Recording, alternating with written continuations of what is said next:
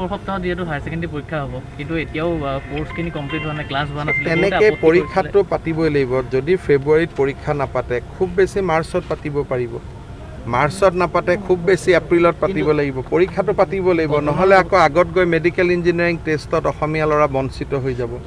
সেইকাৰণে পৰীক্ষা সৰ্বভাৰতত পিছুৱালে বেলেগ কথা তেতিয়া মেডিকেল ইঞ্জিনিয়াৰিং টেষ্টটো পিছুৱাই যাব কিন্তু অকল অসমত পৰীক্ষা পিছুৱালে ভাৰতৰ আন ৰাজ্যৰ পৰীক্ষা পাতি দিলে তেতিয়াহ'লে দেখোন আমাৰ ল'ৰা ডাক্তৰ ইঞ্জিনিয়াৰ একো নহ'ব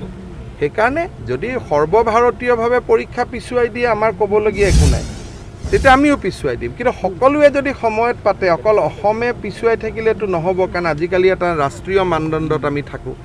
সেইকাৰণে আৰু ভাৰত চৰকাৰে পৰীক্ষা পিছুৱাৰ মতলবত নাই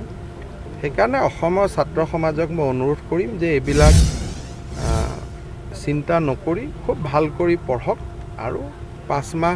কোভিড-19ৰ সময়তো ঘৰততো আমি কিছু পঢ়িয়ে আছোঁ এতিয়া বাকীখিনি পঢ়ক আৰু আমি যিমান পাৰোঁ সহায় কৰিম কোৰ্ছটো আমি কাটি দিছোঁ যাতে কম কোৰ্ছতে পৰীক্ষাটো হ'ব পাৰে